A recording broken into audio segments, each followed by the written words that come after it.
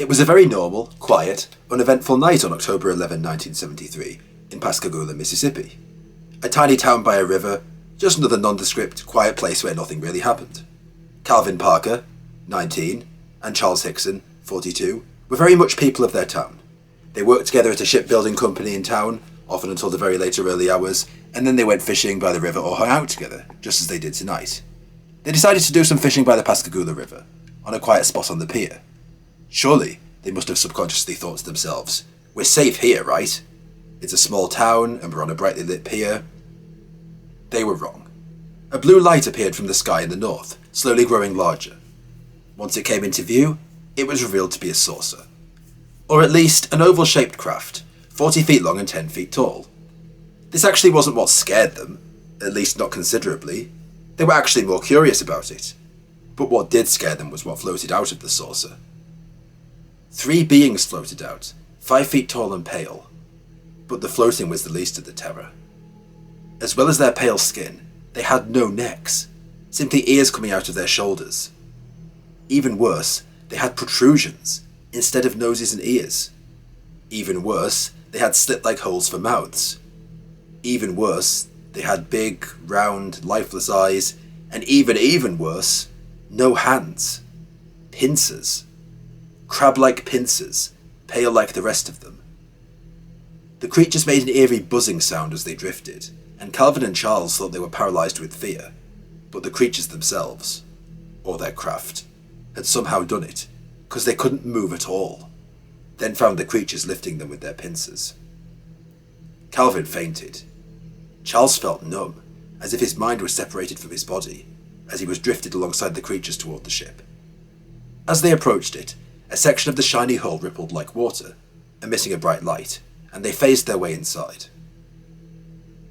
Charles could only move his eyelids, but the upside was that he was able to get a look around inside the vessel. Everything was shining all over, light being emitted from the very walls themselves. By this time, he had been separated from Calvin, who woke up on a flat, metallic surface inside the craft, in a room, much as with Charles, filled with harsh white light, which also seemed to come from within the walls. Consoles all around the edges of the rooms were projecting blinking lights and holograms, and symbols like hieroglyphics. They moved and changed shape as some of the aliens worked on them, while others watched the two.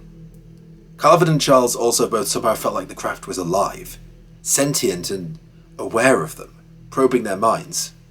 It emitted a rhythmic buzzing sound, much like the aliens outside, and the buzzing was so disorienting they felt like they were going to vomit. The air was thick, and there was a smell like ammonia everywhere.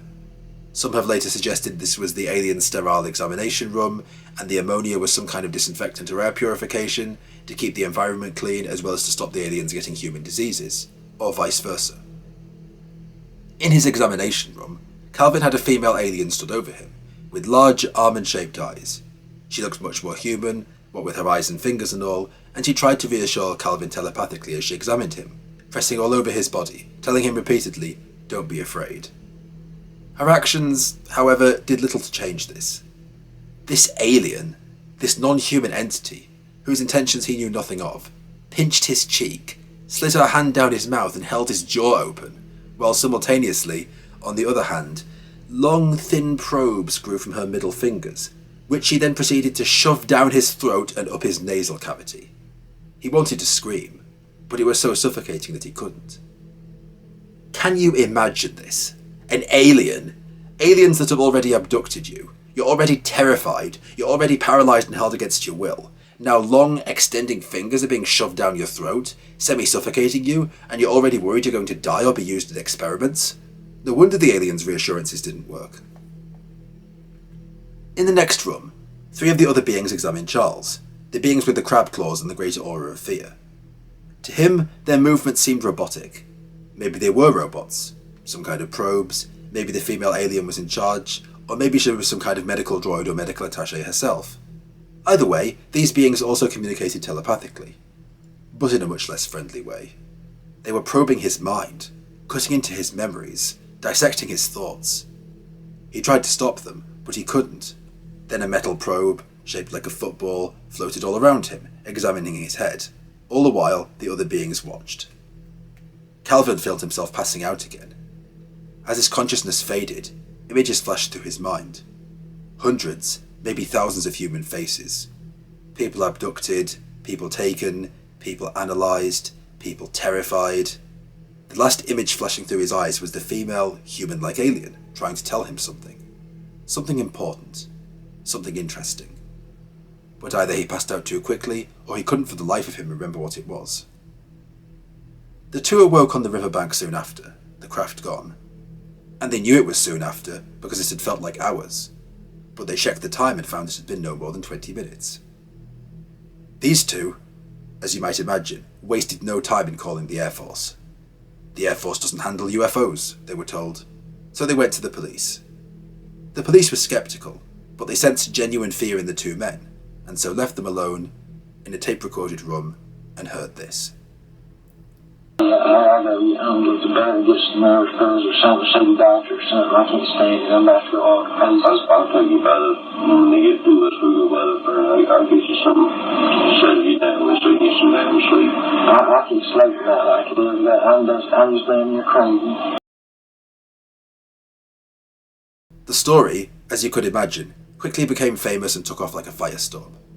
Furthermore, other witnesses in the area reported seeing strange lights too. Over 50 calls to the police were made that day, including talk of large, oval craft with blue lights that were floating over the area, or rather, a singular craft. Furthermore, both men passed lie detectors several times and seemed genuinely horrified. Although Charles continued speaking publicly about the encounter, Calvin, who'd been much more terrified, had PTSD and was much quieter until the final years of his life, dying on August 24 of 2023. Hickson passed away in 2011. To many people, this is the epitome of a believable, credible UFO encounter. However, is all roses and credibility? Although Charles's story is consistent, it does seem to have become embellished over time. When challenged about this, he'd often, interestingly, refused to elaborate, saying, "Oh, I answered this in my book." He claimed once that the light from the UFO had been so intense that it damaged his eyes for 3 days, when hospital examinations showed no such thing. He also once claimed the aliens had holes for mouths, but subsequently said slits. In addition, he claimed the aliens were still monitoring him, they'd implanted him with a chip in 1983. There have also been claims that his polygrapher was inexperienced, and that Charles actually refused to take another from an experienced police one. In addition, Charles is once said to have been fired for inappropriately obtaining money from employees, leading us to the question, can an untrustworthy person be trusted? In this instance, I'd say the answer is yes. When you've been through a horrible, traumatizing, world-changing or incredible experience, wouldn't you naturally ramble in your mind and embellish, while not trying to lie? And be wary of talking too much at length to people who are naturally out to trip you up or ridicule you? Furthermore, holes, slits, same thing. How do we know that wasn't just taken out of context? And purely claiming that an alien has implanted you, merely by virtue of it implanting you, is by no means proof of a lie in and of itself. Just because something is fantastical does not make it a lie. And John Lear has done fantastic research on UFO implants. Plus, the polygrapher being inexperienced? Please. The same person suggesting that is the skeptic Philip J. Klass, who seizes on anything and everything to debunk UFOs and the paranormal. He's the same guy using the but slits mouths approach. Plus, having, allegedly, done a dishonest thing in one's life makes everything someone says inherently unreliable when another witness is there. And plus, how many of us making that judgment have often done something dishonest? Some have also claimed these were hypogogic hallucinations between waking and sleeping, in which strange figures, voices and presences can be felt. Some have also claimed it was sleep paralysis, but mutually? Seeing the exact same identical things?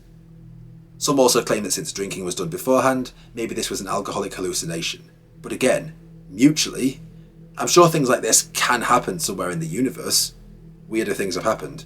But I'm very, very skeptical about these analyses, as I am about shared psychosis. Overall, I think this was a real, traumatic encounter. But what do you guys think? Be sure to subscribe, like, share, but also share your opinions in the comments section. Are you a relative of either of these two men? Did you see anything that night? Do you know anyone related to the case? That would be amazing to hear. Thank you so much for watching and viewing.